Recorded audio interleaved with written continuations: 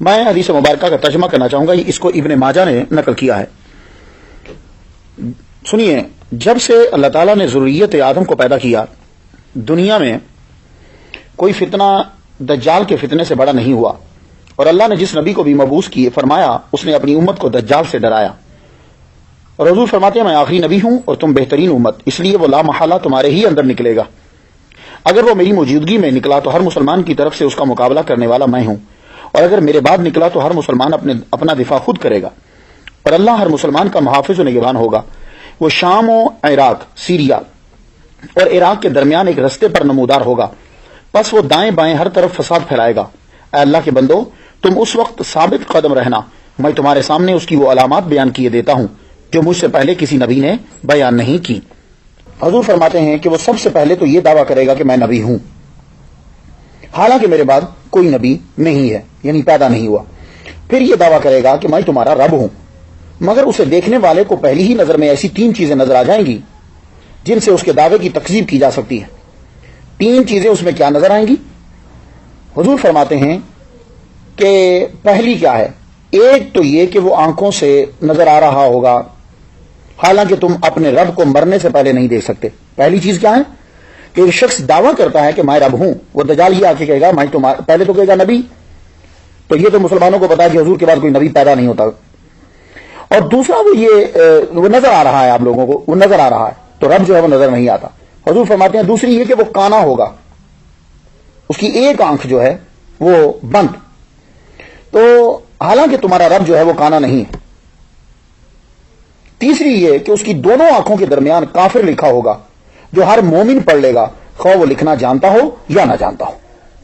اصل میں اس کی دونوں آنکھیں ہی آبدار ہوں گی، دونوں آنکھیں، ایک آنکھ جو ہے وہ اس کی بالکل بند، اور اس کے ماتھے کے اوپر کاف فا رے جو ہے وہ لکھا ہوگا، اور اس کو مسلمان جو ہے، جو سچا مسلمان مومن ہوگا، اس کو فوراً سے وہ نظر آ جائے گا۔ تو یہودیوں کے نزدیک اس کا نام جو ہے کہتے ہیں کہ یہ یبل اس کا نام ہے، یا یوبل یا ہبل ہے، لیکن اسلامی اصطلاحات کے اندر اس کے معنی جو ہیں وہ ہوتے ہیں اس کے جو طاغوت ہے۔ بخاری و مسلم میں حدیث مبارکہ ہے کہ حضرت انس بن مالک رضی اللہ تعالیٰ عنہ سے مروی ہے کہ حضور صلی اللہ علیہ وسلم نے فرمایا کوئی ایسا شہر نہیں جس میں دجال داخل نہ ہو سوائے مکہ اور مدینہ کے۔ یہ مکہ اور مدینہ کی جو حدود میری اسٹڈی کے مطابق جو حرم بنتی ہے یا جہاں سے مسجد جو ہے وہ واضح طور پر نظر آتی ہے، اگر درمیان میں بلڈنگز نہ ہوں تو وہ اس جگہ میں وہ داخل نہیں ہو سکے گا، لیکن دجال سعودی عرب میں داخل ہو جائے گا۔ ہاں یہ یاد رکھیے گا، سعودی عرب میں اور مکہ مدینہ میں فرق ہے۔ یہ مدینہ شریف کی جو مسجد نبوی کی جو حدود ہے نا، یہ اس میں داخل نہیں ہو پائے گا، سعودی عرب میں داخل ہو جائے گا۔ اب آپ پوچھیں گے وہ سعودی عرب میں کون سی دلیل ہے؟ تو بخاری شریف، مسلم شریف اور مسند امام احمد، یہ تینوں کتابوں کے اندر ایک حدیث مبارکہ ہے، خلاصہ اس کا یہ ہے کہ دجال احد پہاڑ تک پہنچ جائے گا۔ اب آپ میں سے جتنے لوگ سماعت کر رہے ہیں، آپ مجھے بتائیے کہ احد پہاڑ کے پاس تو آپ گئے ہیں نا، سارے لوگ جاتے ہیں، حضرت حمزہ رضی اللہ تعالیٰ عنہ کی وہاں قبر مبارک ہے، وہاں لوگ دعا مانگتے ہیں، احد پہاڑ کے پاس ہی ہے۔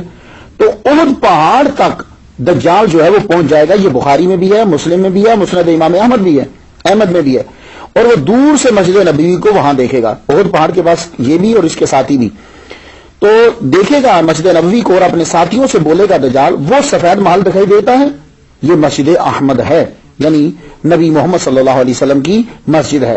تو پتہ یہ چلا کہ دجال سعودی عرب تک تو چلا جائے گا، لیکن محمد صلی اللہ علیہ وسلم کی مسجد نبوی اور اللہ تعالیٰ کا بڑا گھر جو ہے مسجد حرام، ان کی جو حرم کی حدود ہیں اس کے اندر وہ نہیں داخل ہو پائے گا۔ تو وہ آگے بڑھنے لگے گا، احد پہاڑ تک جائے گا، آگے بڑھنے لگے گا، ہر طرف تلوار اٹھائے فرشتے جو ہیں اسے نظر آئیں گے۔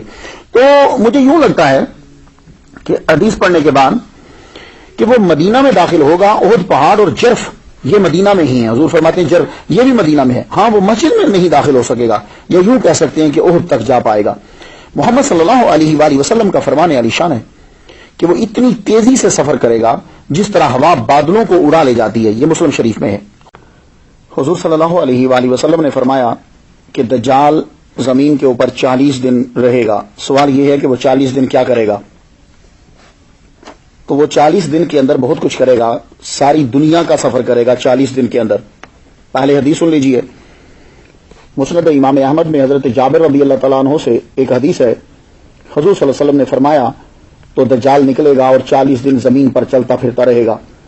پہلا دن 1 سال کے برابر ہوگا, دوسرا دن 1 مہینے کے برابر, اور تیسرا دن 1 ہفتے کے برابر ہوگا, پھر باقی دن ہمارے عام دنوں کے برابر ہوں گے. یہ بخاری میں بھی ہے اور مسلم میں بھی ہے. اس کی تشریح کچھ محدثین نے یہ کی کہ پریشانی کی وجہ سے دن 1 سال کا لگے گا.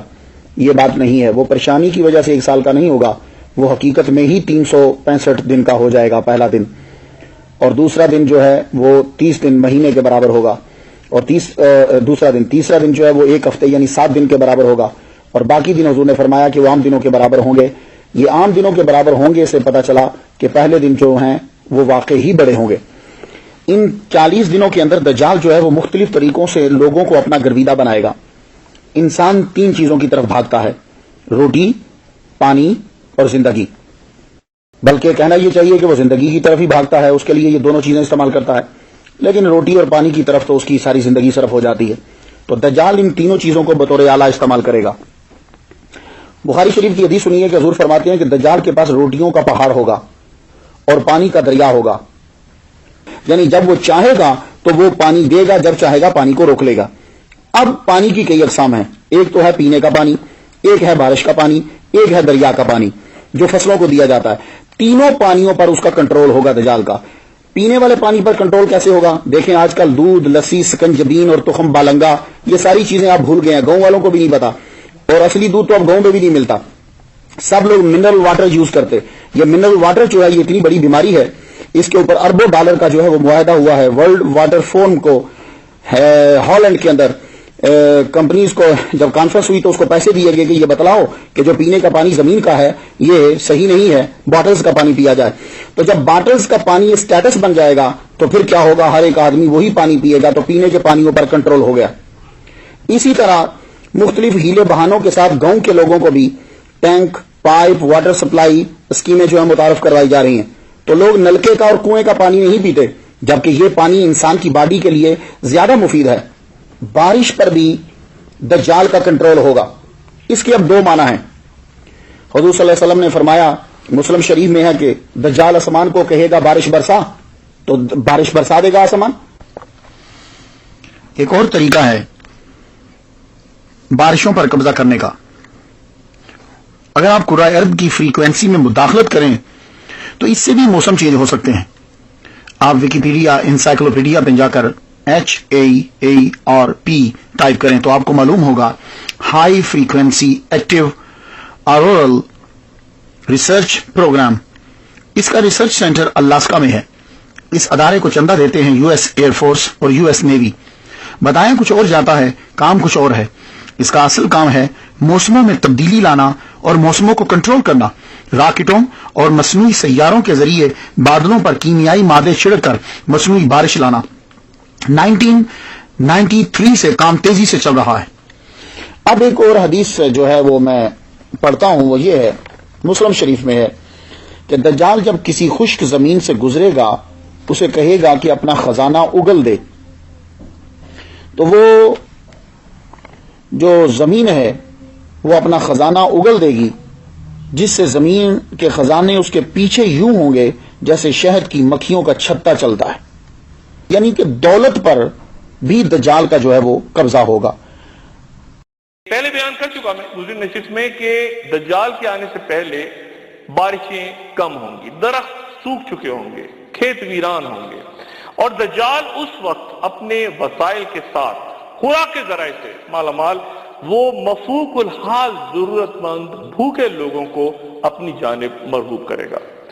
حضرت حذیفہ بن یمان رضی اللہ عنہ سے روایت ہے کہ رسول اللہ صلی اللہ علیہ وآلہ وسلم نے فرمایا کہ جو کوئی دجال کے پاس ہوگا اس کا مجھے علم ہے. اس کے پاس 2 جاری نہریں ہوں گی, ایک آنکھوں دیکھا سفید پانی ہوگا اور دوسری آنکھوں دیکھی بھڑکتی ہوئی آگ ہوگی.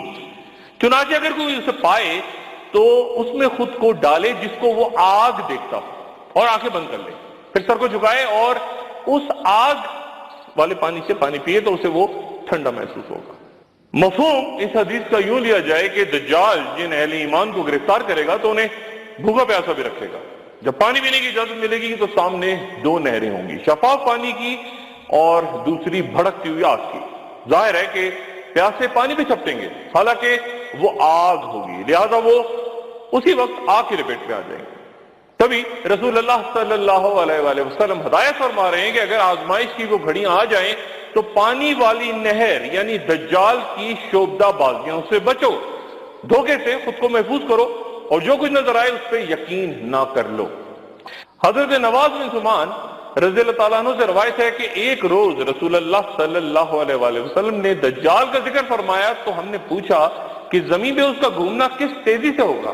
تو آپ صلی اللہ علیہ وآلہ وسلم نے فرمایا کہ اس بارش کی طرح جسے ہوا پیچھے دھکیلتی ہے۔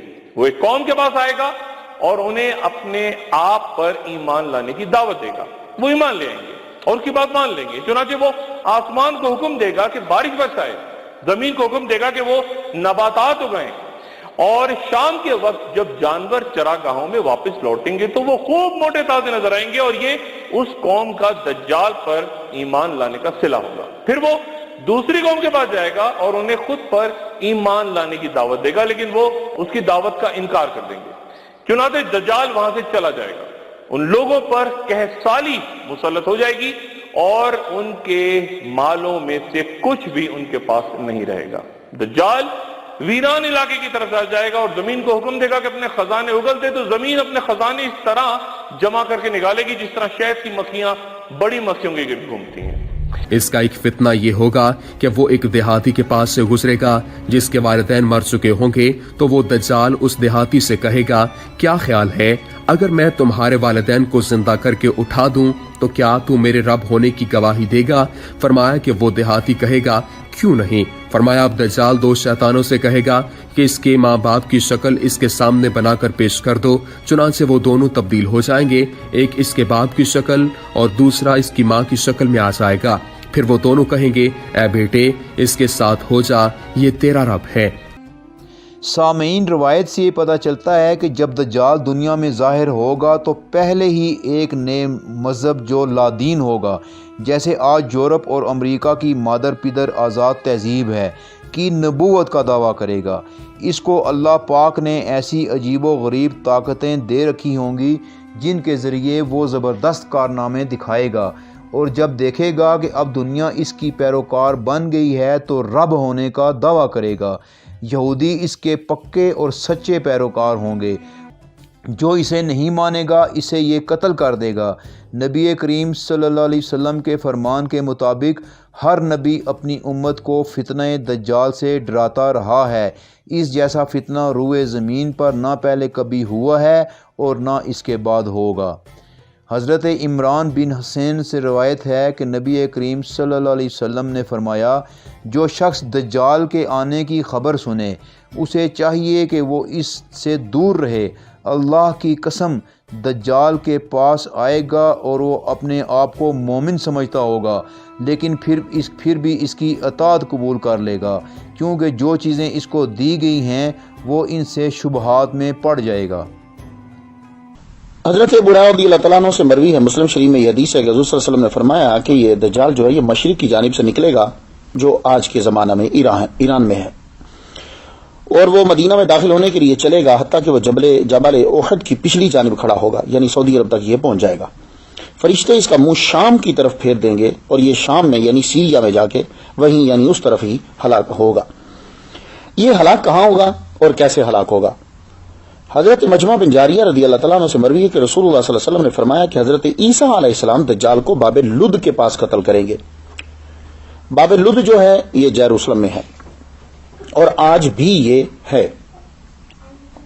حضرت ابو ہریرہ رضی اللہ تعالیٰ عنہ سے مروی ہے کہ رسول اللہ صلی اللہ علیہ وسلم نے فرمایا کہ مسلمان دجال کے خلاف جنگ لڑنے کے لیے تیاری کر رہے ہوں گے کہ نماز کے لیے اقامت شروع ہو جائے گی، اس وقت حضرت عیسیٰ علیہ السلام نازل ہوں گے۔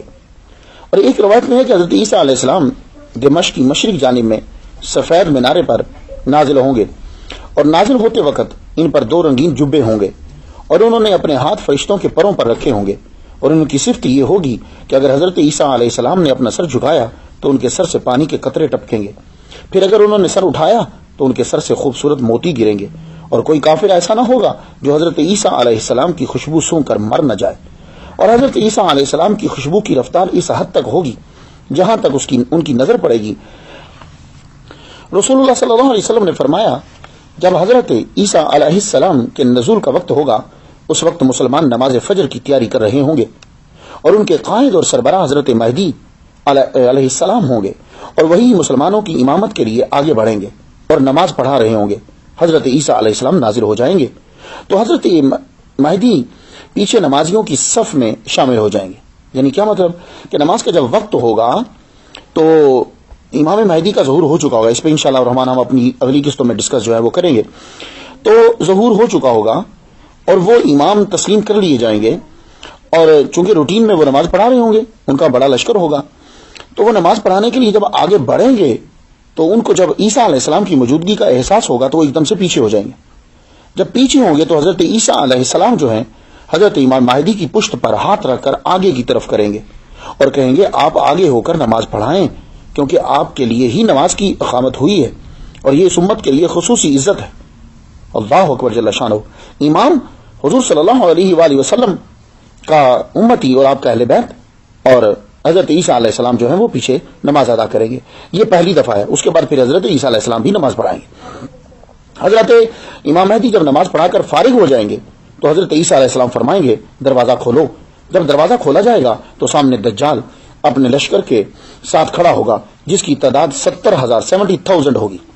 وہ سب کے سب جو ہے وہ اسی کے پیروکار ہوں گے. ان میں سے ہر ایک کے 5 تلوار ہوگی اور سر پر تاج ہوگا, یعنی اسلحے سے وہ مکمل طور پر جو ہے وہ لیس. جیسے ہی حضرت عیسیٰ علیہ السلام کی نظر دجال پر پڑے گی تو وہ ایسے پگھل جائے گا جیسے نمک پانی میں پگھل جاتا. یعنی گویا کہ اس کو موجودگی کا احساس نہیں ہوگا, لیکن حضرت عیسیٰ علیہ السلام اور حضرت امام مہدی اندر نماز پڑھ رہے ہوں گے اور دروازہ مسجد کا بالکل ٹوٹلی بند ہوگا اور یہ اپنے لشکر کے ساتھ مسجد کو گھیرے ہوئے ہوگا. تو جو ہی حضرت عیسیٰ علیہ السلام حکم دیں گے کہ دروازے کو کھول دیا جائے تو اب اس کی پہلی دفعہ نظر پڑے گی. نظر پڑتے ساری یوں ہی جیسے نمک پگھلتا ہے ایسے وہ پگھلنے لگ جائے اور ڈر کے مارے پھر بھاگے گا. حالانکہ اس کے پاس تعداد بہت زیادہ ہوگی, لشکر اس کا بڑا ہوگا, لیکن پھر بھی وہ ڈر کے بھاگے گا. حضرت عیسیٰ علیہ السلام اس کے پیچھے بھاگیں گے پھر اور اس کو جا کر باب لد کے پاس حضرت عیسیٰ علیہ السلام پکڑ لیں گے. حضرت عیسیٰ علیہ السلام دجال کو جو ہے وہ قتل کریں گے. حالانکہ یہ پگھلتا ہے, یہ پگھلنے کا مطلب آپ محاورہ نہ لیجئے گا, واقعی ریئل میں وہ پگھلے گا. لیکن عیسیٰ علیہ السلام کیا کریں گے, قبل اس کے کہ وہ پگھل جائے آپ اپنے اسلحے کے ساتھ اس کے ٹکڑے کر دیں گے اور آپ کا اسلحہ جو ہے وہ اس کے خون کے ساتھ جو ہے آلودہ ہوگا. تو اس وقت اللہ تعالیٰ جو ہے وہ شکست دے دے گا دجال کو اور اس کے جتنے بھی چاہنے والے ہیں سب کے سب آپ چھپیں گے, بھاگیں گے. تو حضرت عیسیٰ علیہ السلام پھر پکڑ پکڑ کے ان لوگوں کو جو ہے وہ قتل کریں گے. اب آپ کا آگے سننے کے بعد فرض بنتا ہے کہ یہ چیزیں آپ اپنے بچے تک پہنچائیں. وہ بچے کو کہیں کہ بیٹے یہ چیزیں تم نے آگے اپنے بیٹے کو پہنچانی ہے. کوئی چیز, کوئی ایسا کوئی حدیث ہو, کوئی جملہ ہو تو بلغوا انی ولو آیا. فرمان علی شان ہے, دنیا کے سب سے بڑے بادشاہ المخلوق کے اندر جن کے برابر کوئی نہیں, محمد صلی اللہ علیہ وسلم کا یہ فرمان ہے بلغوا انی ولو آیا. ایک جملہ بھی ہو تو وہ تم آگے پہنچا دو. آئیے اللہ تعالیٰ سے دعا کرتے ہیں کہ اللہ تعالیٰ ہمیں اس سے محفوظ رکھے اور جو بھی اس کا زمانہ پائے اسے بھی جو ہے وہ اللہ تعالیٰ محفوظ رکھے.